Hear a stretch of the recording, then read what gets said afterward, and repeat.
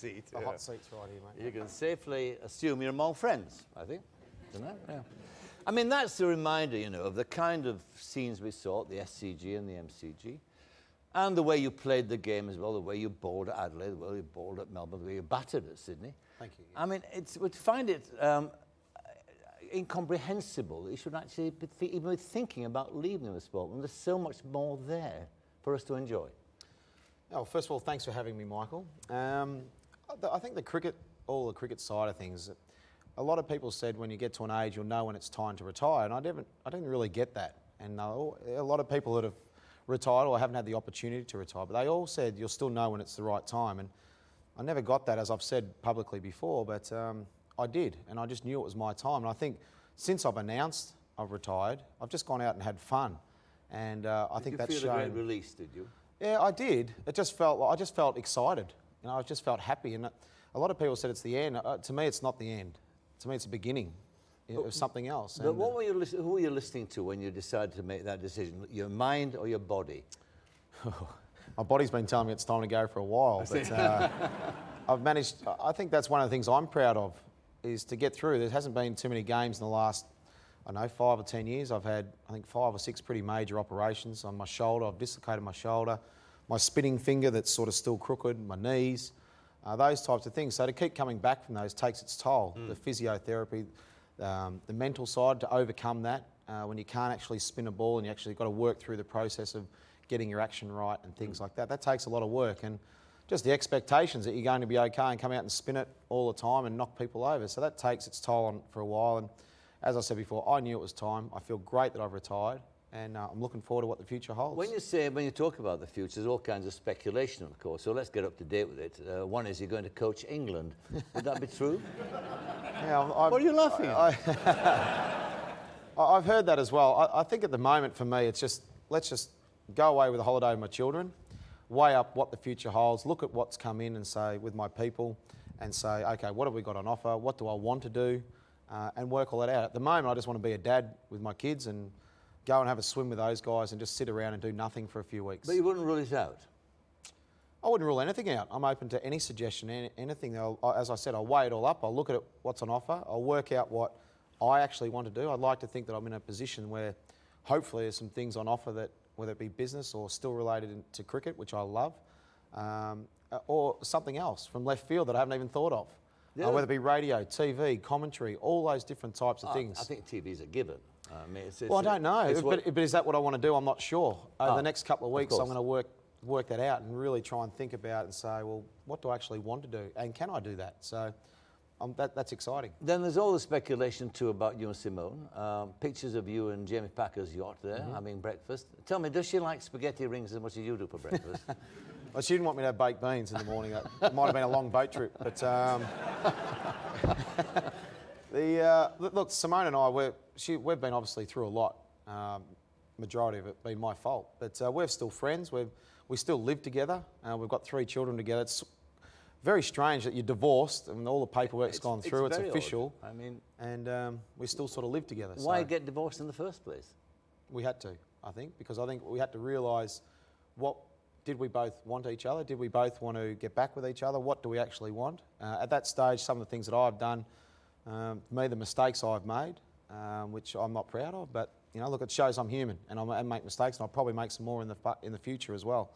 But that's happened. There's no use regretting what's happened. There's no use. You can't change it. So you just got to live with it and try and deal with it. And we have to work out whether we can forgive, forget, whether we do want to move on together, all those different types of things. But at the moment, we wake up and our children are still there. We're very lucky that we've got 3 beautiful children. We're still very good friends, and we've been through a lot together. She's supported me through 15 or 16 years of international cricket. And a lot more besides. Yeah, and all that. But everything, the whole package. Sure. And, you know, when I've come home and been smashed around on the park, and I'd, you know, curse and swear and all those sorts of things, should be there and say, look, it's a silly game, don't worry about it. And we'll talk about something else. But again, I mean, is there a possibility you might get together again? You might remarry? Oh, not sure. I honestly don't know. So you don't rule it out?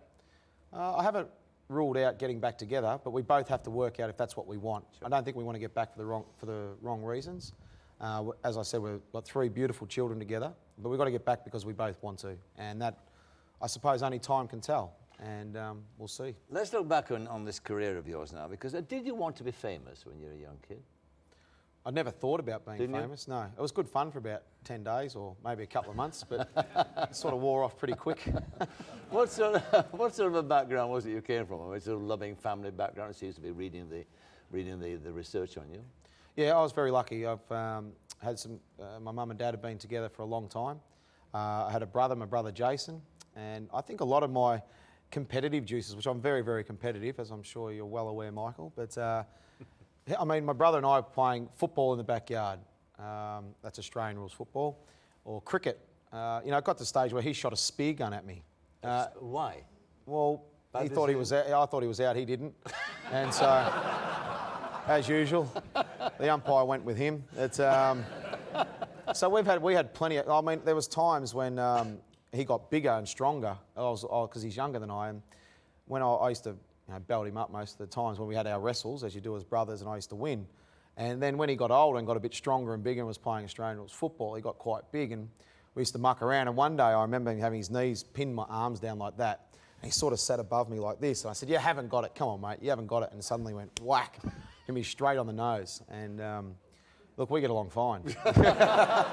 No, look, we love each other. He's been fantastic. For a while, yeah, he was, and he's been a wonderful support. It hasn't been easy for him too. He was a sportsman as well. So I suppose to see your brother reach heights that I've reached, it's not very easy for him. So it's been tough for him. And one of the reasons he was my manager for a while and did an excellent job. But one of the reasons he sort of got away from that is that we want to be brothers. And there's a lot of business stuff that goes on that I mightn't agree with him and he mightn't agree with me. And he mightn't quite know exactly, but together we generally work it out. But it was time for us to be brothers. And I knew the end wasn't that far away. So it was time for us to be brothers and not spoil that friendship.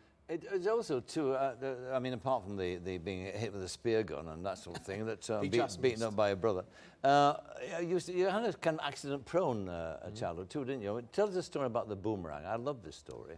I've still got the scar just here. This is a metaphor for your life, this is. Go on, tell us the story. Well, I had a boomerang and I'd heard about. I'm not sure how old I was, but I didn't know exactly how it works. So I thought I'd mess around with it and see how it goes, and sort of threw the boomerang and didn't quite get it right. And then once I got it right and sort of just kept going around, I thought, oh, that's pretty good. And suddenly it started coming towards me. And I thought, geez, I better try and catch that. And next minute it went bang and it hit me straight in the forehead and had a few stitches there. So, yeah, it was actually quite fun trying to work. At least I worked out how it did it, but it actually hurt me to start with. And you broke both legs too when you were 8 years of age. Yeah. How did that happen? I was coming out one of those, those concrete sort of cylinders at school that you have and you walk out, and I was sort of bending down, walking out, and someone jumped on my back. And it pushed me down and my legs broke. And I can sort of vaguely remember it, but my mum and dad have pictures of it and sort of spoken to them about it, and they said I broke them pretty badly. And the doctor did what he did, and I had from plaster from the neck down with a couple of holes in it. And at least. Yes, and I sort of got round on this trolley and I had to get round for 12 months. This sort of manufactured trolley going around on your hands. On my hands. How long did you do that for? Pretty close to 12 months. Good God. So I think one leg came off first. Not my leg, but the plaster came off my leg first, and then the next one. So I had it in one leg for a bit longer, but that was worsely. You've been rather powerfully developed round here, I should imagine. Well, I think that might be one of the reasons I got strong wrists. It might have actually helped me. I don't know, but it's one of the reasons I couldn't run too well. I had to become a slip fieldsman.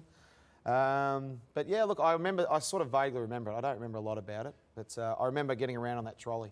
What actually, I mean, there you were growing up as a kid in the backyard playing cricket, dreaming about being a cricketer and Aussie rules footballer too. That was your predominant thing, wasn't it? We'll talk about that in a minute. But I mean, in those days, the great heroes of Australian cricket were fast bowlers. Yep. What made you want to be a slow bowler? I mean, what kind of ambition was that? Yeah, my brother and I, as I said before, we used to pick our teams, and we had to try and be them, whether it was Alan Border. We're left-handed, we have to bat left-handed, and we had to have the tap, and then duck, and then the pull shots.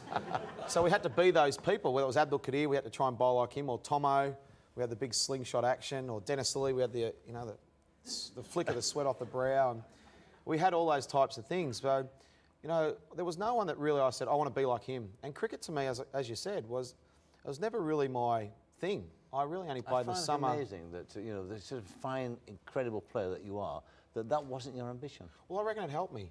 Why? Well, the reason I reckon is that I never sat there every day thinking, I'm going to do this is what I want to do, this is what I want to do.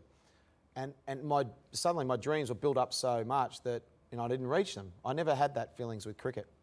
And with football, Australian rules football, I wanted to play Aussie rules football. I loved it. And I suppose being a Victorian, it's all about Australian rules football. We don't know much else besides football and cricket in the summer. But I wasn't good enough. I went down to St Kilda Football Club. I played a couple of years of under-19s. I played in reserves. I never made the seniors. I trained with them for a few months, but I never made it. It wasn't good enough. So once that happened, and all during that period, I'd actually just played cricket in the summer because most of my buddies did. And I was a batsman, and the bowling didn't really interest me because I was getting whacked around. I tried a bit of seam and spin and all those sorts of things, and I wasn't really any good. And it's quite tough being a spinner when you're no good.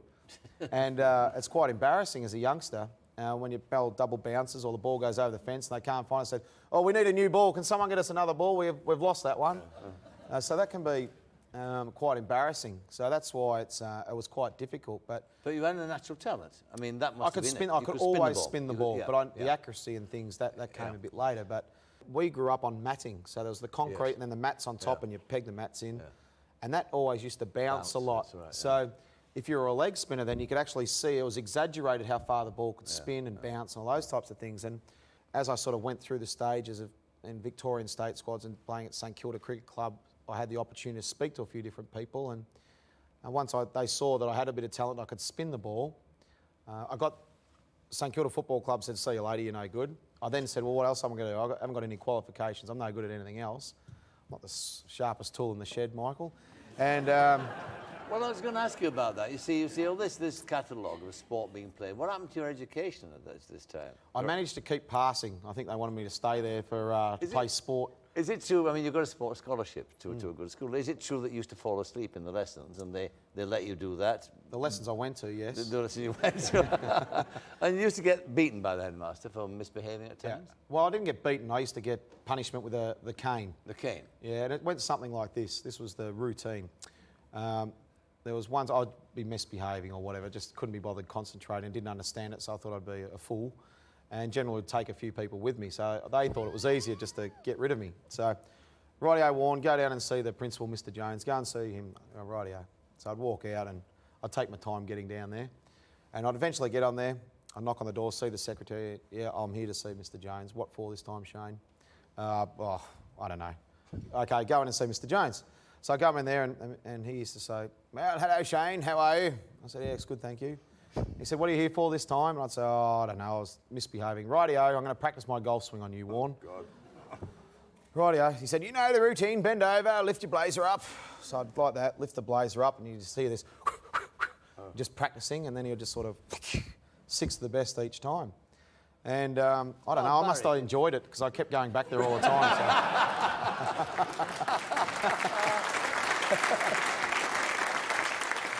But I did. I actually went there all the time, and we tried like the 5 or 6 undies trick and all that. Still didn't work. No, still didn't work. Book. No, tried all that. No good at all. No. When you think back on that, do you resent him now? No, not at all. No, you don't. No, well, I suppose it's one thing that I, as captain of Hampshire, that I quite enjoy. At school, I didn't like being told what to do, although you have to, at certain times. But being captain of a cricket side, I don't like telling the team what they have to do. It's up to them to be the best player they can and take their opportunity. If they don't want to do that, someone else will come in. So in the cricket side, I didn't like being, right, you've got to be here at 8 o'clock, you have to go to the gym, you have to go to the pool, you have to do training, you have to be this team meeting. I really didn't like that because I thought if I want to be the best cricketer I possibly can, I want to do that, I will be the best cricketer I can. I don't need you to tell me what I have to do. It's a team game. It is, and as a group of guys together as a team, you can achieve some special things. Yes. But in a team in sport, as individuals, you have to be the best you can, and no one can help you with that by yourself. Was that why you had a rough time to start with at the academy? You went to the cricket academy. Yep. And you had a fairly unhappy time there.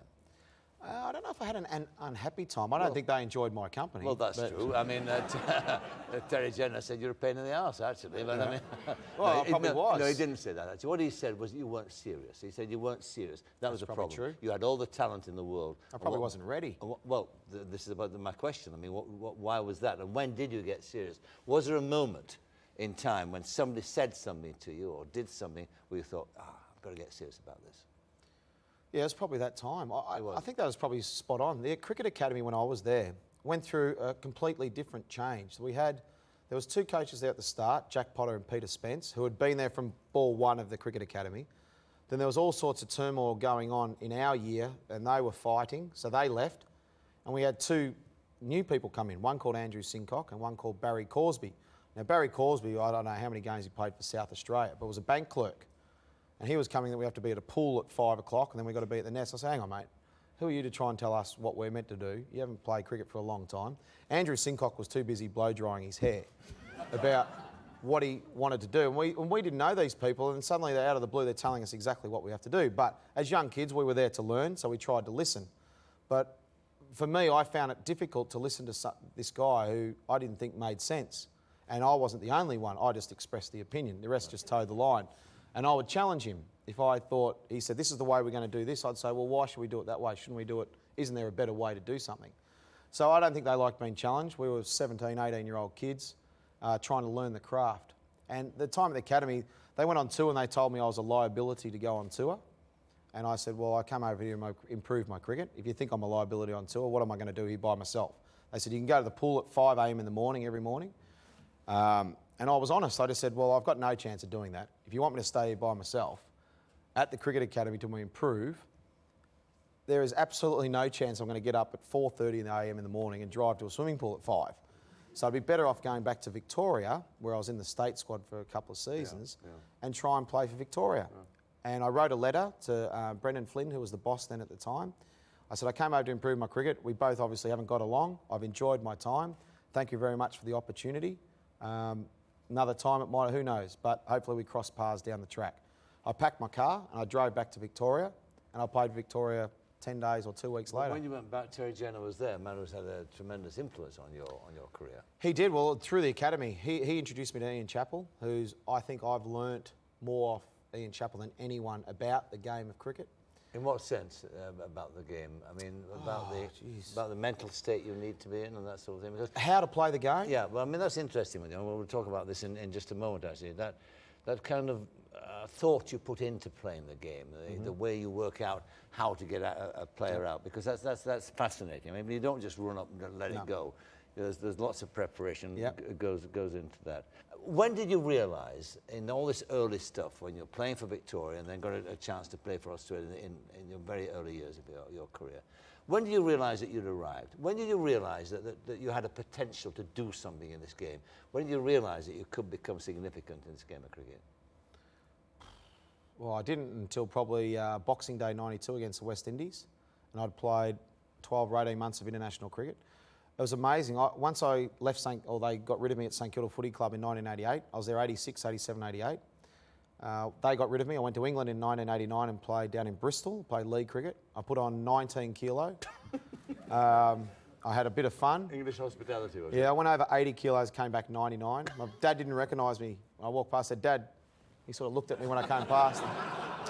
We were there, we had Busby's on Monday night. We had, you name it, every night we were just drinking pints. So that was at 89 in Bristol. I came back, got into the Cricket Academy, and I got picked to go to a West Indies youth tour in 1990.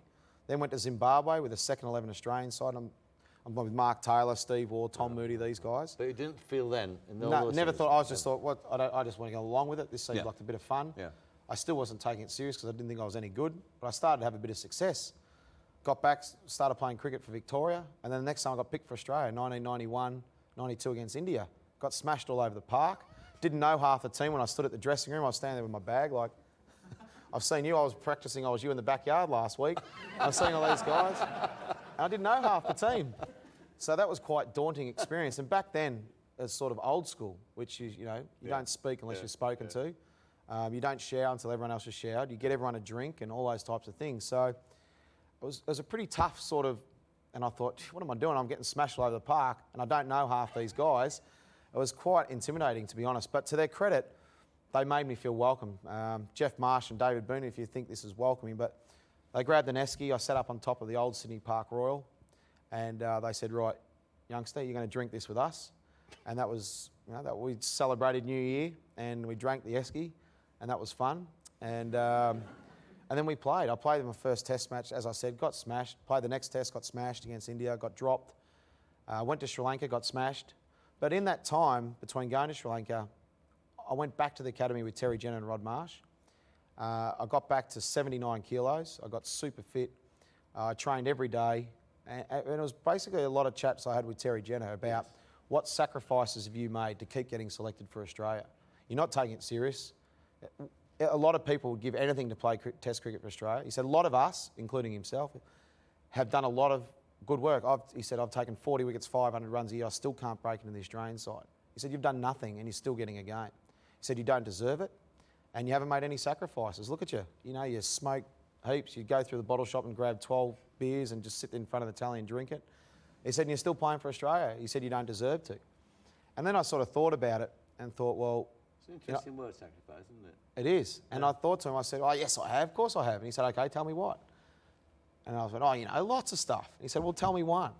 And I was trying to think of what sacrifice I'd actually made. And I hadn't really made any. So it was that time I thought, right, I'm going to get super fit.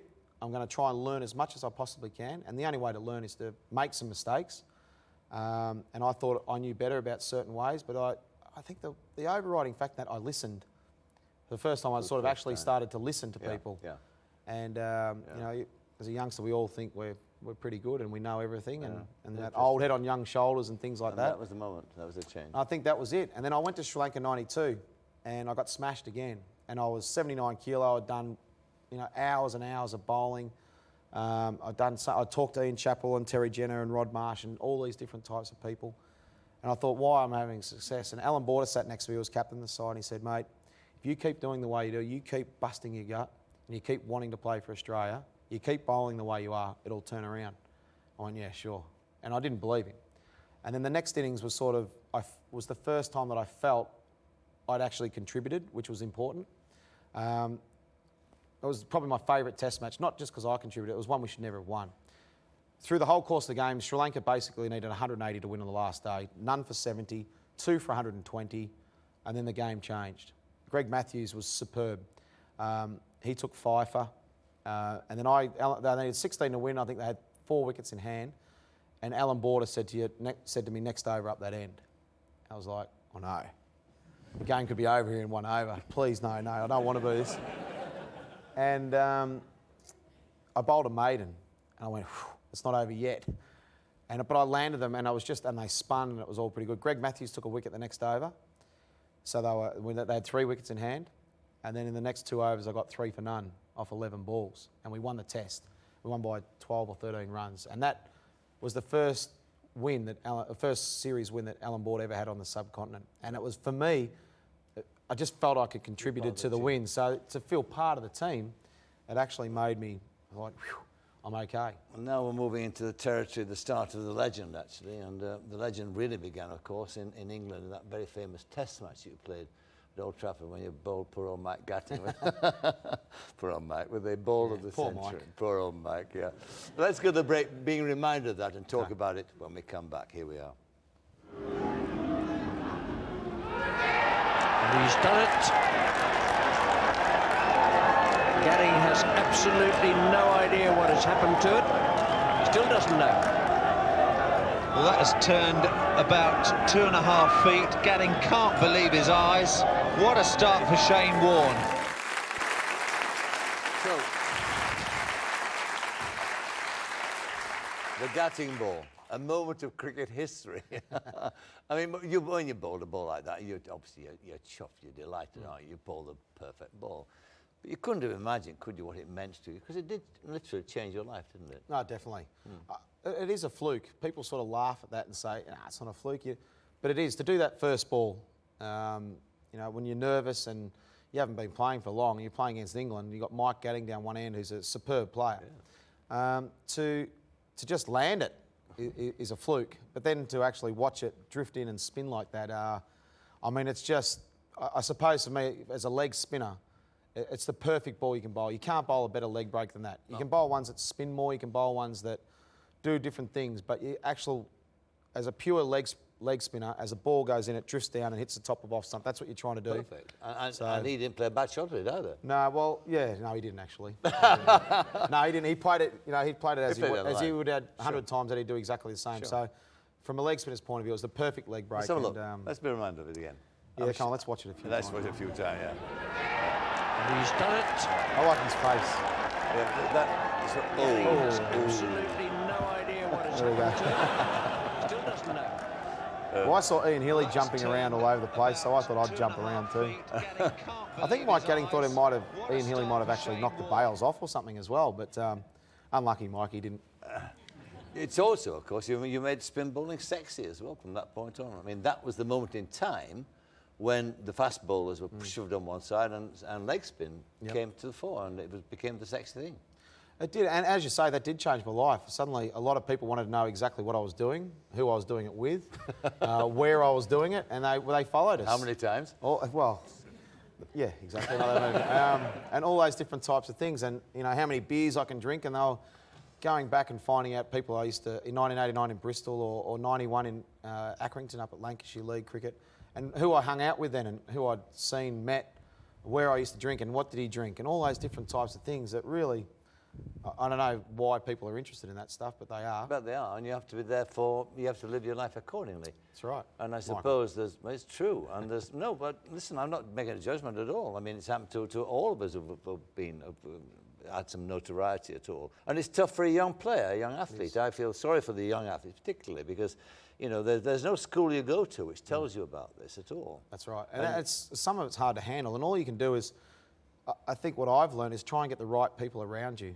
If you can get a lot of people out there that are just sharks that just want to try and make some money, and they try and say, look, I'll manage you, and they promise the world and all those different types of things. So in my experience, it's very important to get the right people around it that actually care for you, and they want your best interest at heart, not anything else. And if they have that, then you say no to a lot of things. And at that time, though, at 23 years of age or 24, I didn't know anything. And as you say, there's no school you can go to try and learn about how to handle situations like that, and the attention, and you know, walking out your hotel room and out the front of the hotel, and there's 10 photographers there, or sometimes I had 5 or 6 ladies in bikinis delivering me stuff, trying for a scoop for the tabloid press, like those sorts of things. You don't know how to handle them. Sometimes you just do the wrong thing, but most of the time... there have been times when you could only blame yourself. Made the wrong choice. Of course. But we'll talk about it in a moment. Let's keep on the cricket, because I wanted to talk... I mean, you said there, that Gatting ball, that wasn't planned. You just, you let, and it was a perfect ball. But what's impressive about you is the amount of time you spend studying the opposition, the amount of time you spend planning the bowling. You spend hours in front of videos, watching videos, don't you, of your opponents? Not hours in videos. I go through it in my head a lot. I occasionally will watch, if I'm not quite sure about which plan I want to use to put specific batters, I might ask for something every now and then, or I'll go back and I'll ring Channel 9 or someone and ask for some footage or something like that. But most of it's in my head, and I've got a very good memory for, if I played against you, Michael, for a few times, what shots you like and how to bowl it, and when I bowled certain deliveries, if you picked them and how you played them. And generally when you remember those sorts of things, that dictates what your plan is. And when you've got a plan, that dictates your field. So I think when I first started, I used to just deliver the ball, and batsmen, I'd wait for them to make a mistake. And I didn't really have a plan. But as I got on and understood the game a little bit better, I understood that I needed a plan. I needed to get the batsman out. And no matter what the situation, you always say, how am I getting him out? Even if they're 1 for 300, this is how I'm getting Michael Parkinson out, and that dictates my field, no matter what. So my attitude is always to get them out, not to stop runs or just dry up runs. So when you've got your plan, whatever plan that might be, that goes from memory. And if you're not quite sure, you might try and check it out or ask somebody else, how did he play it last time? But I'm pretty good. I remember most. But also, too, I mean, you're very good at playing the mind games against people. Yep. You observe their body language, don't you, for signs. Can you give me an example of using that to your advantage? Yeah. Sledging type things, when you want to actually put someone off their mark.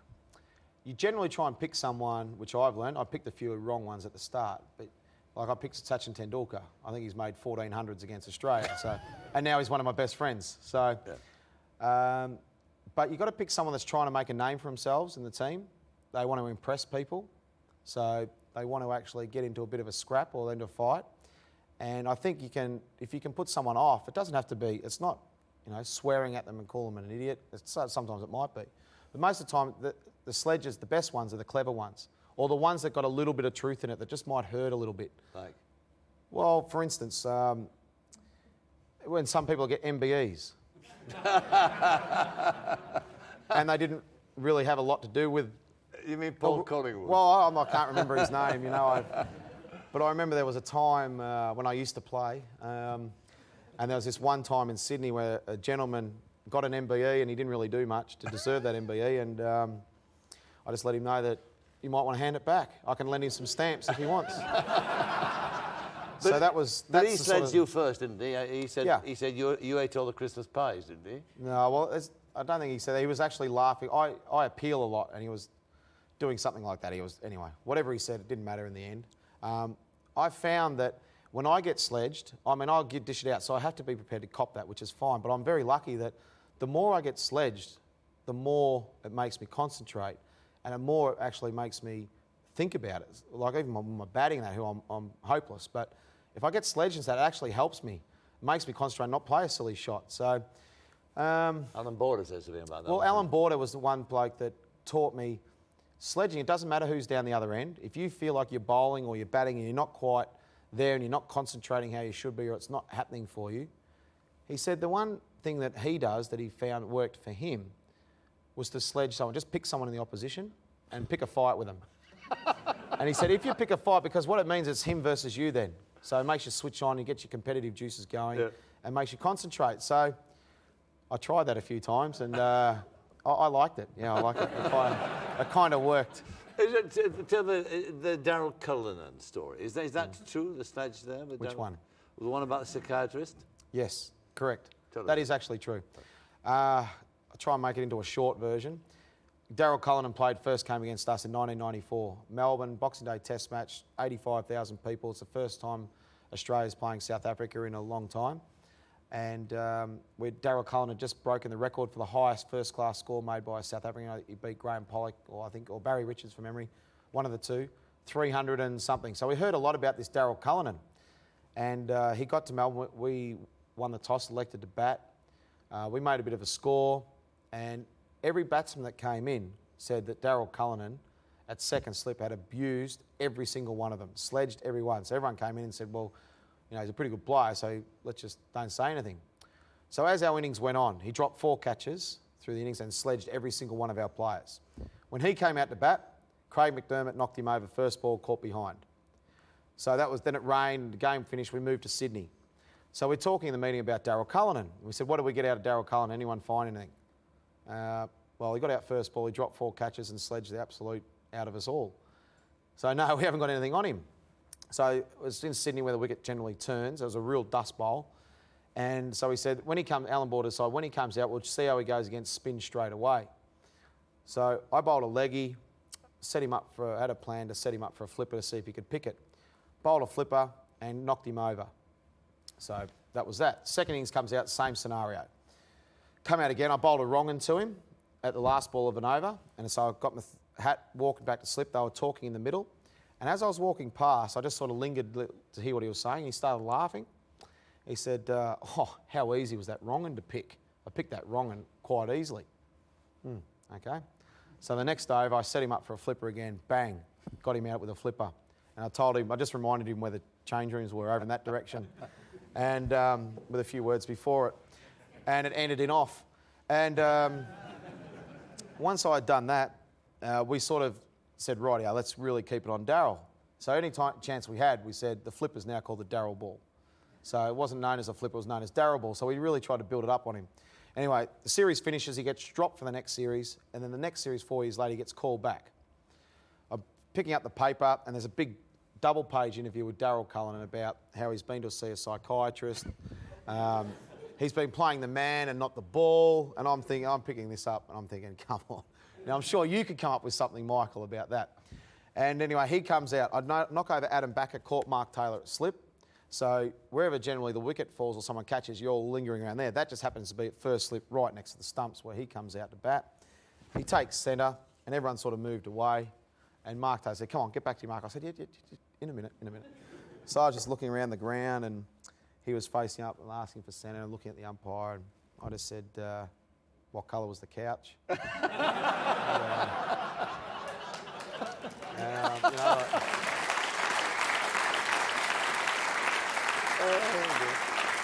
And then I just said, as I was walking back, with hourly sessions, half hour, just pay by the hour. And then I walked back and the crowd was into it, and I ended up getting him out stumped, so that was pretty good too.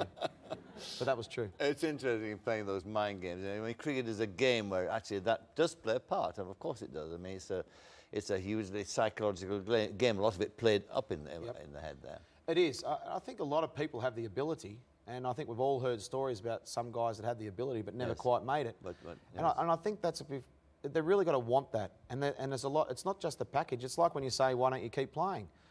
If I could turn up the morning of a game or the night before a test match, I'd probably keep playing. Yes. But it's not. You can't pick and choose. You have to take the whole package, and that is the training. That is the modern-day professional cricketer or sportsman.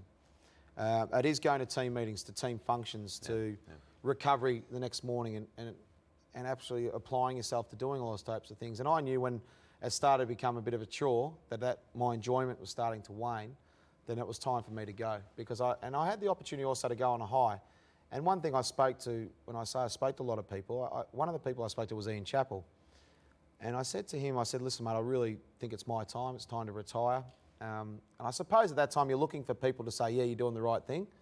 And you're just trying to gauge what people want to say and how they react to when you say that, I'm going to retire.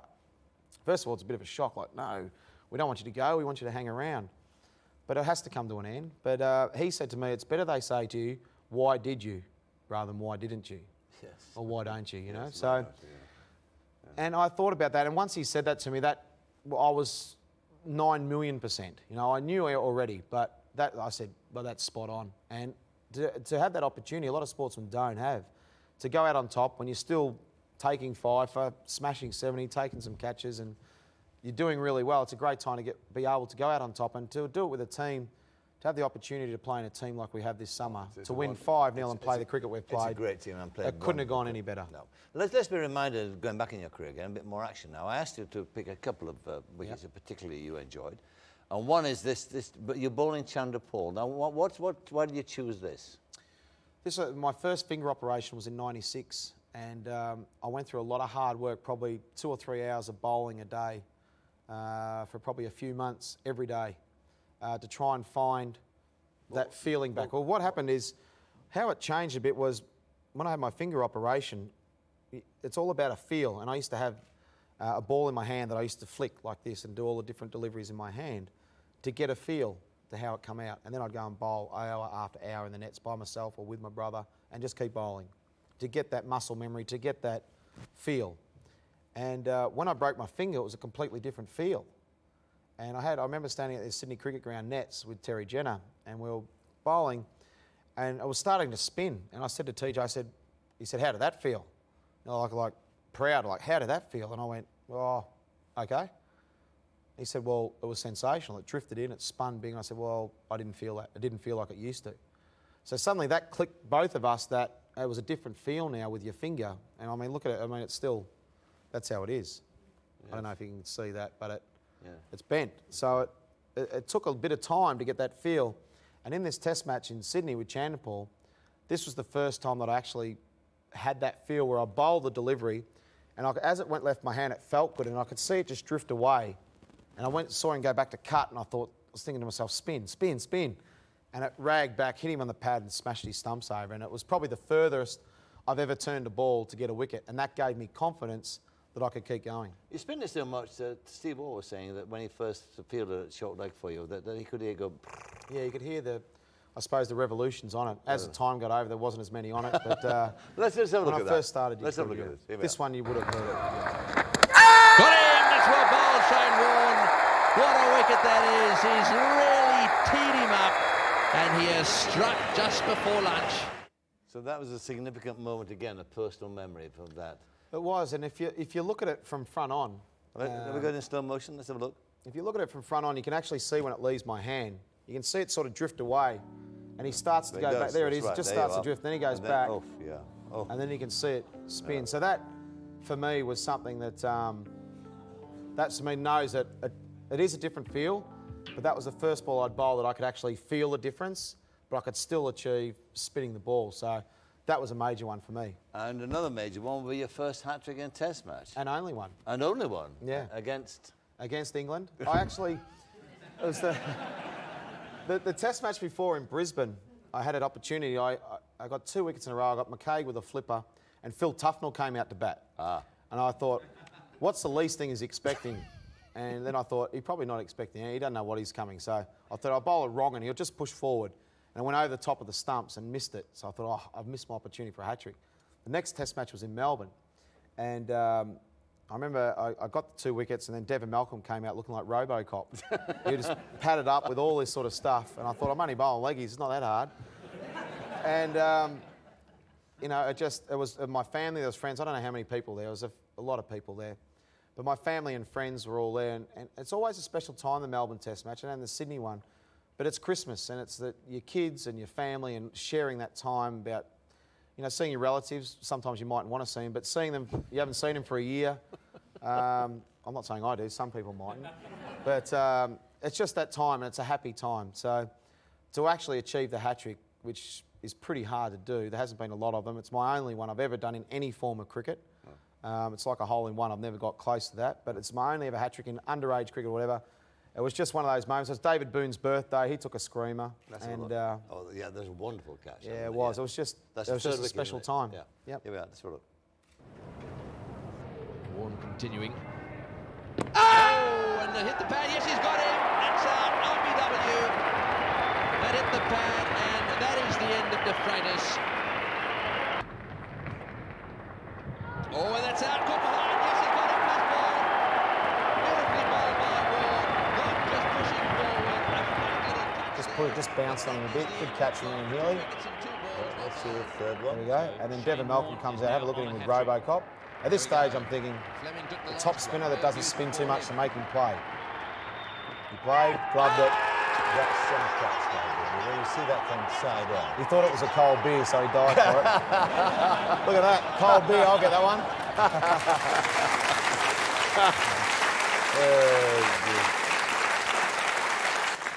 But that was a special moment. Can we talk now about the other side of your career, the downside of it all? If you have to. Well, no, you go for it, mate. Ask whatever you like. You mentioned there your finger and your arm. I mean, the body, you've taken a terrible toll. Yep. And you were done on a drugs charge, diuretic, you tested positive for. And then there was the business about the bookie scandal, the so-called, where you took money from a bookmaker to pass on information about the ground, the conditions, and that sort of thing. Mm-hmm. Which of those two do you think, in the long run, looking back now, have lingered most? Which are the ones that you think have damaged you most? Oh, all of them. All my mistakes, I think. Out of those two there, sometimes what you actually read in the paper is not exactly how it goes. I've never really had an opportunity to... I've sort of tried to say it in a book the way it was and things like that. First of all, the bookmaker stuff. That was a friend of Mark Waugh's that I was introduced at a casino where I lost $5,000 of my own money. Yes. And the next day he contacted me in my room, this guy who was called John, who I met as a friend of Mark Waugh's, not as a bookmaker, who I didn't know that he was a bookmaker. He was a friend. And a friend of Mark's is a friend of mine. And that day he said to me, he said, look, no strings attached, you're one of my favourite players. You know, I love what you've done for Australia. What you've done on the cricket field is fantastic. I saw you lose $5,000 at casino. Here's $5,000, a token of my appreciation. No strings attached, no nothing. And I think, well, hang on, no, I'm fine, mate. I've got money. I don't need your money. He said, mate, I'm a very wealthy man. I've done okay. He never told me he was a bookmaker. I didn't know that. And went on and on and on. In the end, he gave me the $5,000. To my mistake was to take it.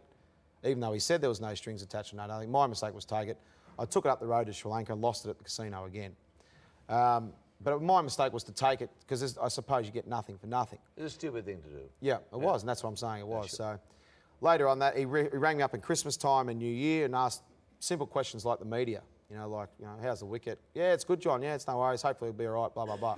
I then found out later that when Mark Warne and I were called into Cricket Australia that he was a bookmaker and that I'd given information, which I said, well, I didn't knowingly give information to this guy. It's nothing more than I'd say at a press conference. But the fact of the matter was he was a bookmaker. I did take the money off him, but I didn't actually know that. So if I hadn't known that, once I found out that, I never took any call again from him or did anything like that. So that was at the drug thing. That was pure vanity. There was nothing else. There was no sinister things to it. And what people hasn't been reported is that every single test they've done, they said it, the reason I got done for only 12 months rather than the mandatory 2 years is that they said, well, because we've done all the tests, they were exactly the same in everything and it didn't mask anything. So they could have tested for whatever they wanted, which they did. The allegation was that it masked an anabolic steroid, which you would use to get over on your my shoulder, shoulder. which is incorrect and lies. And it had been proven in the court that we went there, or the, it was like a court setup, that it was because every single test they'd done for me over the period I've been playing, the period they've been testing, and the test they did there where I tested for a banned substance was exactly the same. There was nothing else in there except for this thing that was on a ban.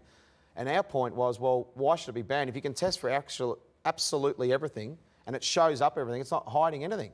But you shouldn't have taken it. I mean, I shouldn't have, because I should have known, I should have checked. It was on a list. I mean, you're responsible for what's in your body. Yes. Right.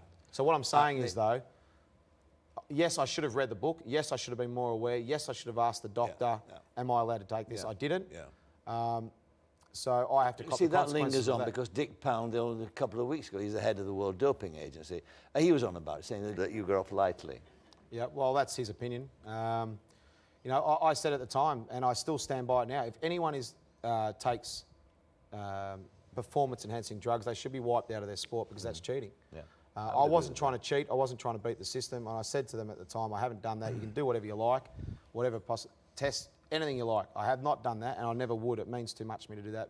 What I was guilty of was a bit of vanity, yes, and I should have checked, yes, and I copped my punishment. A year out of the game, and for me that made me hungry. And I think when I was out of that game, in that time, I worked out, look, cricket should be fun. It's, you know, and I thought about whether I wanted to give it away. Did you? You thought of giving it up? Of course I did. Did you? You know, and I thought, look, what I've done was silly. It was a mistake. You know, I shouldn't have done that. I should have checked with the doctor whether I could or not. But you've done your time, as you said. But I did my time, and I think to my credit, I did that time. I came back, you know, and I enjoyed my cricket. What about the other stuff, the personal stuff? You know, the stuff in the newspapers about the girls and all that sort of thing. I mean, that had a profound effect on you because it ruined your marriage, didn't it? Yep.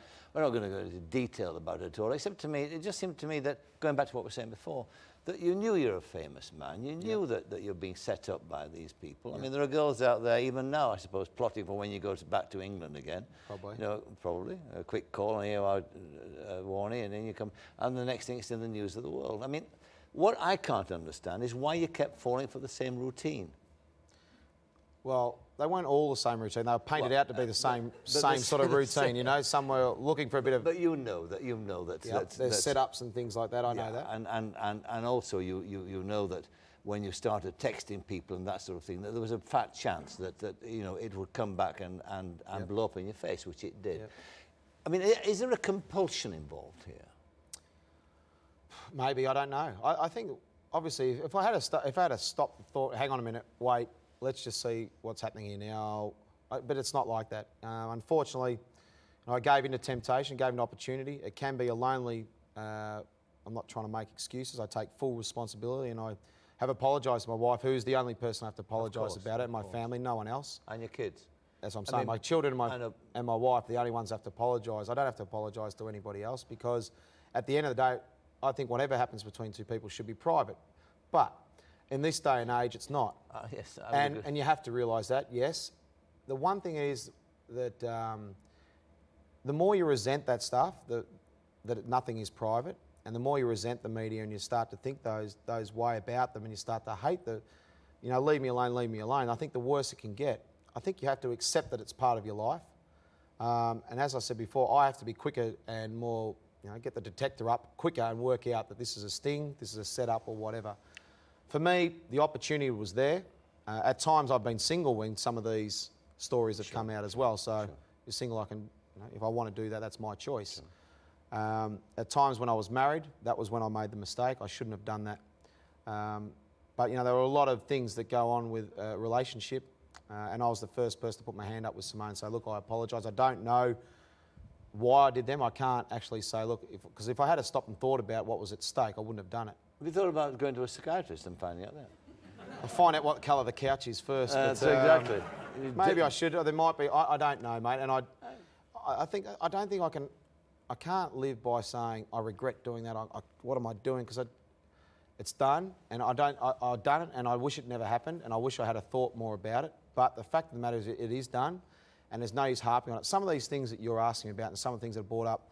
Now, the bookmaker stuff was 13 or 14 years ago. Of course, I understand. And I was 22 years of age. I know. So a lot of the stuff that people keep bringing up happened a long time ago. But it's all part of you. It's all part of that legend, you see. It's all part of Shane Warne, and that's what we're sort of looking at tonight. And I mean, there's an interesting difference, split, between the way you approach your professional life, how carefully you plot it, and the results are there for everybody to see, and how careless you are with your private life. And it's just that's intriguing. I mean, what part did booze play in all of this?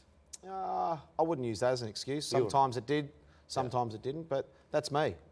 And that's why I'm saying, you asked me at the top, what about you and Simone? And that's something that we have to work out together, is what do we actually want? Can we forgive and forget each other? Sure. Is that what we want? Can we both be with each other? She might like somebody else, I might like somebody else. I might not be able to commit 100% to her now. And we've been through all the hard times, and that's something that I'm going to try and work out with her. And who knows what the future holds. I don't know whether we can be together. I don't know if we actually both want to be together. I think ideally the perfect scenario is I still love Simone, I still love my children, and I'm a very good parent, I'm a good dad. I mightn't be the best husband, but I'm a good dad. And if we can all work that out together and make that work, then great. But that's for us to work out, not for anyone else. It's pretty hard. You know, every morning you wake up and you've got 3 or 4 people following you around with their earpieces in cars. You know, you try and have a chat over a coffee about things and, you know, normal relationship stuff, and, you know, you've got 3 or 4 people coming over with cameras. But that's part of your life, and you have to accept that. I mean, Simone's famous now in her own right. She had a career of her own. I mean, I wondered how that affected you as well, because, you know, they are married, you're the top dog, Simone's looking after the kids, and all of a sudden you come back and here's this woman, she's a star. Did that affect you as well? Do you have to adjust to that? It took a bit of time to work out with the children, because suddenly Mummy was doing this and Mummy was on TV, and we were sitting eating popcorn watching Mummy on Dancing. It's a very male thing, isn't it? I mean... well, Mr. Mum, it was quite tough trying to look after the 3 kids, but I actually, it was good fun and good for her. As I said to her, I'm here to support. If she wants any help, I'm happy to help her. I wished her all the best with her career, and I hope it worked for her. I think she just wanted to sort of have her own independence and work out what she wanted to do, whether it's to be in, whether it was to be in the media, or whether it was to do commercials or anything like that. That wasn't, at that stage we were separated, we were divorced, we were just friendships, so I didn't really have an impact on me. I was there to support her in whatever decision she wanted.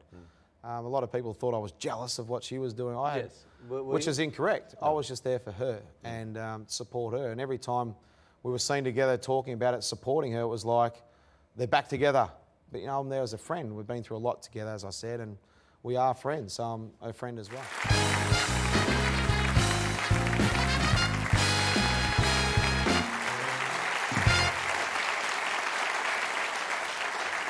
I was making the point there about the way that you were able to compartmentalise your life, where under moments of great personal stress, you can actually go and play wonderfully well at cricket. Never was it better demonstrated than the 2005 Ashes series in England. I mean, here you had a situation where Simone left and took the kids and went home, and you were in tears at the airport, you were absolutely shattered, and then you go on and you stuff us.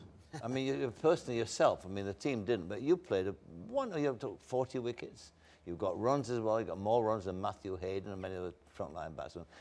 The question is obvious. I mean, how do you manage to do that in a time when you are actually at rock bottom as a dad and as a husband?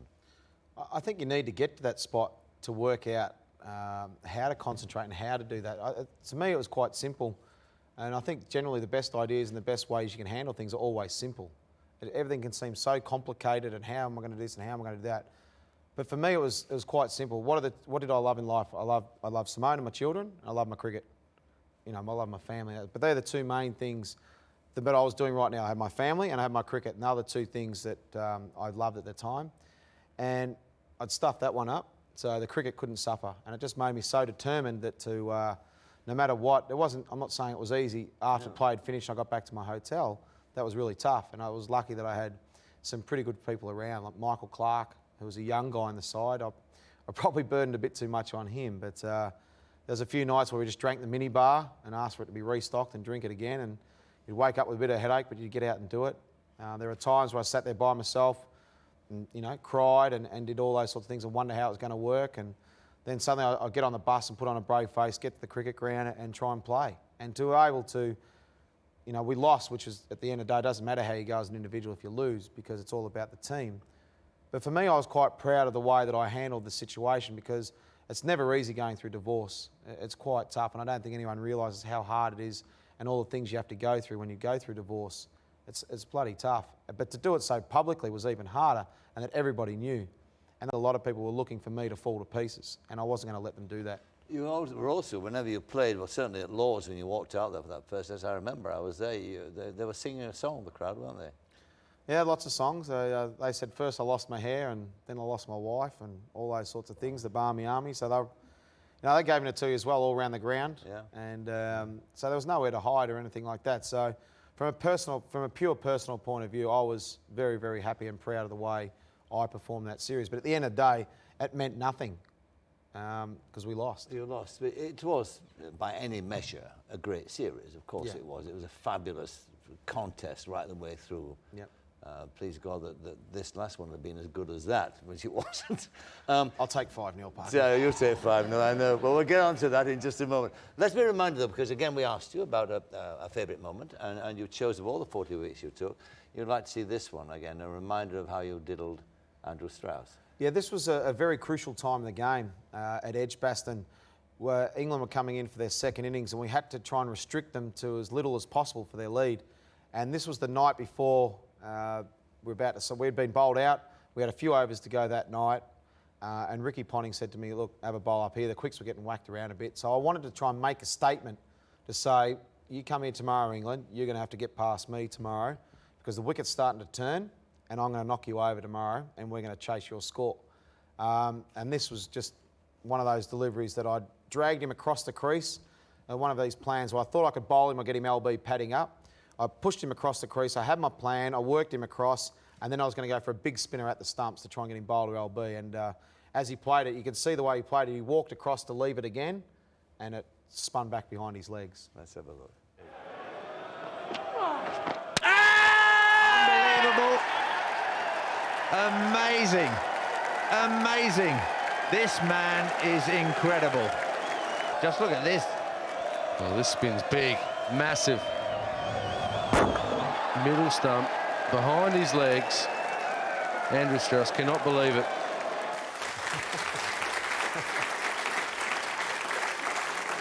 Let's get up to date now with the situation. I mean, 5-0, as you said, it was an extraordinary thing. You came back from that defeat in England, and you took stock. Australian cricket took stock. It was a marvellous thing that happened, because the consequences of that have been extraordinary. Boot camp, of course, that was a favourite of yours. When John Buchanan said, lads, boot camp, toughen you up, your response was not a happy one. No, I think to Australian cricket credit and to the team's credit, it hurt. You know, it really, really hurt to lose to England. And as we've said 50 million times, England thoroughly deserved to win that series. They were the better side and they deserved to win. But I think what it did, it made us, I've tried to think of a lot of words, but I think the one word that summed us up, it made us hungry. Hungry for success again, and hungry to be the best player you possibly can, and for the team to gel together. And the boot camp, there's a lot of us that didn't think it had any meaning whatsoever. But I think you have to say it was a success, because at the end of the boot camp, the one thing that we were was a lot closer together. Yes. And the other thing was that we learned to do the same things in different ways, if that makes sense. From an army perspective, about discipline, on time, the little things that we knew were important, but they made it really important because it was push-ups, and there was a lot of punishment if you weren't on time, or your tent wasn't rolled up right, or your backpack you didn't do properly because it would fall apart, and then you wouldn't be able to drink for the day. So there was consequences if you didn't do anything right. And I think that's what, for us as a team, we became a lot more disciplined in being on time, wearing the right gear, being punctual, all the little things about helping your mate out, partnerships and little things like that. You know, we won, I think it was 11 out of 12 test matches before this series.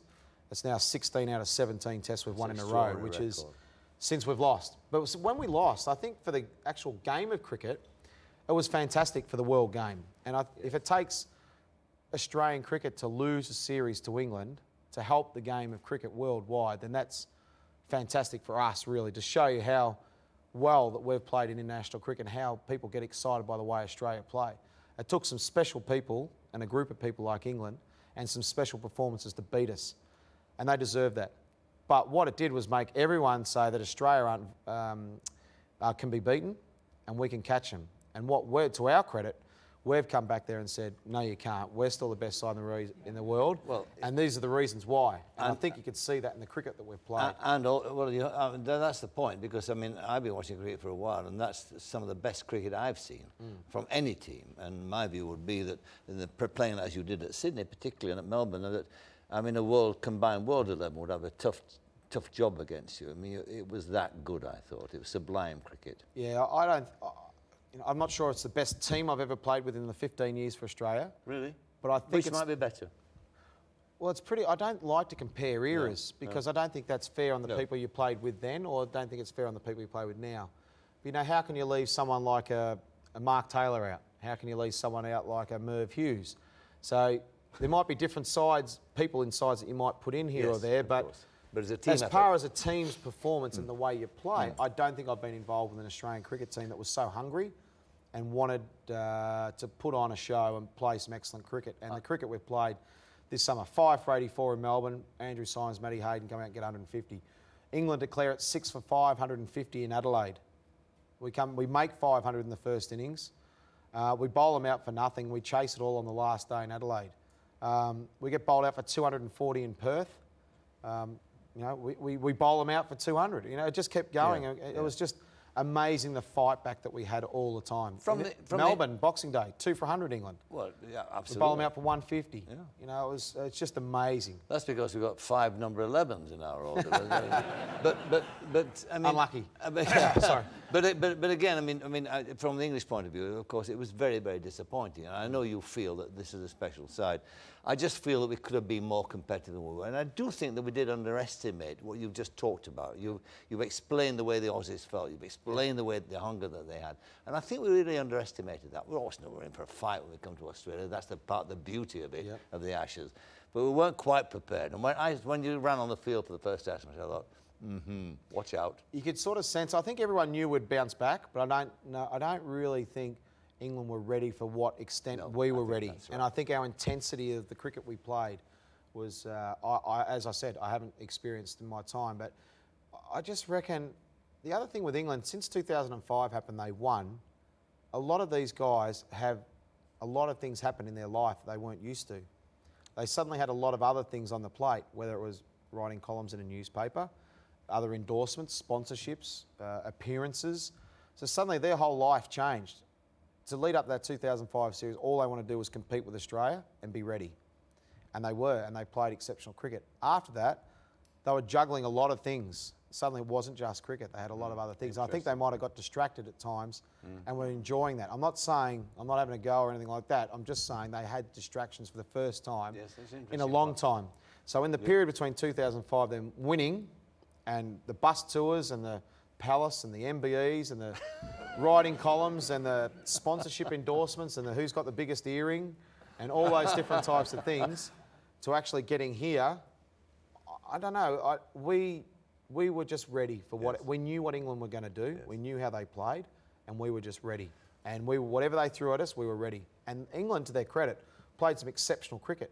They had us 5 for 80. But not enough. When the big moments were there, Australia went bang with a knockout punch. I mean, thank God. I mean, it was a dead rubber after three games, and thank God then it became the Shane Warne, McGrath, Langer triumphal procession, and Melbourne was unforgettable. The 700th Test wicket. I mean, you do write some wonderful scripts for yourself, don't you? You really do. Well, my script writer's been, he's been amazing, really. Some of the stuff, like who would have thought you play international cricket for 16 seasons and you just happen to walk out to Melbourne Cricket Ground in your last ever Test match on 699 wickets. I mean, he's done a great job, really, and to able to. Every now and then he could have just left a few things out, but Let's have a look. Let's be reminded of this wonderful moment. Got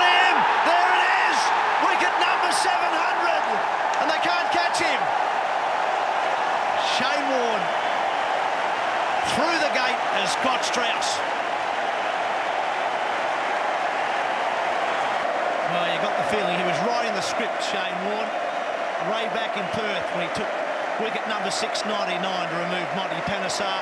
He'll be delighted that wicket number 700 has not just come here at the MCG on Boxing Day, but it's also Andrew Strauss. Bloke who was playing well, and in front of his home crowd, he holds the ball aloft. Well bowled, Shane Warne, wonderful career, and no better way than to hit the stumps for wicket number 700.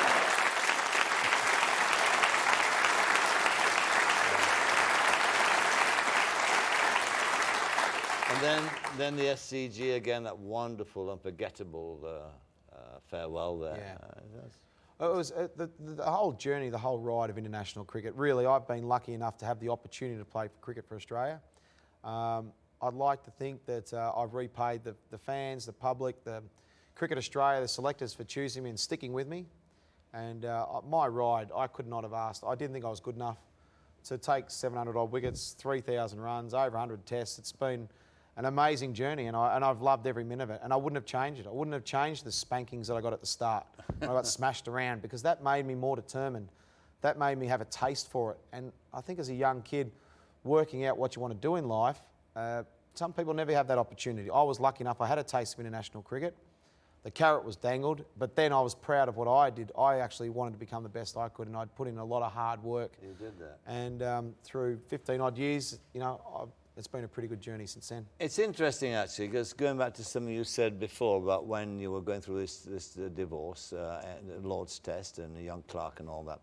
I mean, it seems to me that the big void's going to be in your life is that no matter what happens to you in the world outside, no matter how dirty it all gets, that when you went in that dressing room, what you had there was a team, mates who, like, you know, didn't care, frankly, what had happened. But you were embraced by them and looked after by. You're going to miss that, aren't you? There's a void there, isn't there? You can't go there anymore.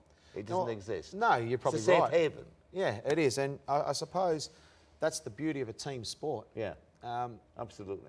To actually enjoy other people's success. And I think that's what makes good captains and good leaders, to understand when someone's down the dumps, when something's happening to them and they're not quite themselves, to have that perception, to understand that. I enjoy being captain of Hampshire because I like to think I can get the best out of people. Whether it's I need to give them a kick up the bum to say, listen, mate, you need to do this, or to help them learn about cricket, how to play, or to put an arm around them and say, you're okay. To actually do those sorts of things gives me a lot of pleasure to see the team start to play well. But for me to come back, I've been very lucky to have you know, a group of guys that I've achieved some, as a group, we've achieved some unbelievable things. And to be part of that, and for their friendship and support, and for how they have put the arm around you or kicked you up the backside, and do those types of things, that is something I'm going to miss. And I think everyone that's played in a team sport and understood that camaraderie that becomes with a bond with a group of guys to go on that journey, when that's gone, it is going to take a while. That's why you see golfers when they play in the Ryder Cup or things like that, or in President's Cup. When you see them play as a team, Davis Cup in the tennis, when you see all that, they love it, and because it's part of a team. So that will be missed, but you know, when I whip your butt on the golf course, Parky, and those sorts of things, those competitive juices will still be there. The only time that they've played before, Parky's won up, actually. Yeah, But there we are. But let me do a bit of summing up here, actually, and of you, but other people. I just picked out one or two quotes which I'd like you to sort of think about, or answer, actually. Simone said, I wish people understood Shane. He thinks everyone is against him. Is that true? It depends on what stage that was when she said that, but I don't think that's true. This is 2006, the interview. Was it? Yes, it was indeed. Okay. Yeah. I don't agree with that. You don't agree with that? No. The team psychiatrist, Sandy Gordon, interesting quote this, which I'm sure you know about. He said, like most famous people, he's one of the loneliest people on the planet. Got no real friends. That's totally incorrect. I'm very lucky that I've got, you know, I can count someone, probably 2 or 3 people that are my close friends, and I think that's what life's about, friendships and family. And friendships, if you've got 1 or 2, you can count them on one hand, your close friends that you'd drop anything for to do, then I think you're very, very lucky. And I've definitely got that. And then there's a wonderful quote here. This is just somebody said this. He said, there are 2 kinds of retired sportsmen. There are guys who stay super fit and guys who become fat publicans within 6 months. I wonder which you might aim for. Well, I've been a fat publican all my time, so I'll probably be super fit when I finish. So, oh, look, it's interesting to hear those. I mean, and that's the one thing about, I suppose, that I have to read or hear is that the one thing about being Shane Warne is that everyone's got a comment. Sure. And whether it be good, bad, they all want to hear. And that's when, there's a lot of bad stuff out there, a lot of good stuff, a lot of people have got an opinion. And, you know, sometimes I think it's a bit harsh, and I think a lot of it, as I said to you before, a lot of it I bring on myself, so you have to expect that. But a lot of it's been a bit too harsh, I think, and a bit unfair. But it comes with the territory, so you just got to live with it, move on. There used to be times when I used to let it get to me. I used to be annoyed with it, but I suppose I've had plenty of practice at it, so I've become a bit stronger with it now, and I just, whatever they want to write, they can judge me by, they can. My view is, you were talking about the captaincy of Hampshire a while ago, and my view is that if you were captain of Australia, many people think you ought to have been, perhaps you might have been, given different circumstances. If you were the captain of Australia in this last series, you'd still be playing for Australia, wouldn't you? Who knows? I don't think so, because I think it's the perfect way of going out. The captaincy side of things, I enjoy being captain because I think it brings out the best in me. But I've been very, very lucky to play under 4 wonderful captains for Australia. Who was the best? They've all had good things. I don't like to say who would be the best. I think the best tactician that I've had would be Mark Taylor. But there's a lot of things that Ricky Ponting does better than Mark Taylor. So as a combination, I don't know. But Mark Taylor's the best tactician and probably I think that I played under. But there are a lot of the guys had their own individual things that have been excellent. So the captaincy side of things, I had my time in it and I had an opportunity doing it in one-day cricket. I was vice-captain for a while. You don't have to have a captain next to your name to help out others. No, but it's the ultimate honour. It is. As John Howard said, it's more important than being Prime Minister of Australia. Well, maybe that's where he's going wrong. No, I'm only joking, John.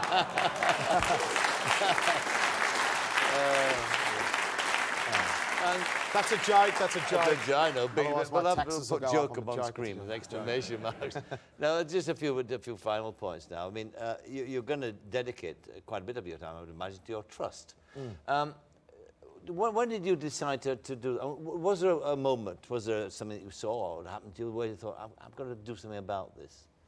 Or how did it come about? As a sportsman, there's a lot of people that would like some of your time. And I've been very lucky to have 3 wonderful children. And there's a lot of people that, through the cricket boards and that they come through, can you visit this hospital? There's a lot of personal stuff that comes through. There's a sick child that you would like to come there. They won't put their head in this specially designed thing that has to go on their face to have this treatment and all the different things like that. And I've been doing that for 10 or 15 years and I don't want publicity. I don't want things for it. It's something that I wanted to do. And I remember going in and seeing these poor children with cancer. I remember I went on a trip to America with a group called Challenge, Kids with Cancer. There was 10 children who were sort of in remission. They were finishing off their treatments or still going some treatments with cancer. And they were aged between, I think, 12 and 18. So they were teenagers. And we took them all over America. And I just thought I could do more. I could actually make a difference and I could do more. So it took me probably 2-3 years to set up the Shane Warne Foundation. And we're purely about children.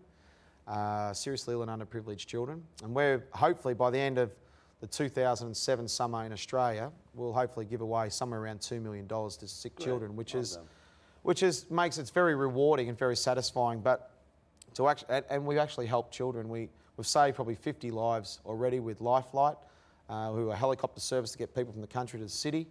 That was going to fall apart. They needed $100,000 to keep the helicopters afloat. We get donated from the foundation $100,000 to them, and they've already told us it's saved 50 children's lives. So that, to me, is something that I want to have. It's been a lot on the phone, computers, emails, speaking to the people at the foundation. In between games of cricket and travelling, it's been quite difficult and hard. So I'm looking forward to doing a lot more, walking into the office and help programming and help putting functions together. We only do 3 or 4 a year, and we try to do them well. And with the money that we raise, we then, as a board, distribute them to different children's charities. And there's so many good, worthwhile causes out there, it's hard to choose. So hopefully over time we'll get to all the children's charities. But we've made a difference in a lot of the charities so far, and hopefully that can continue. Good on you.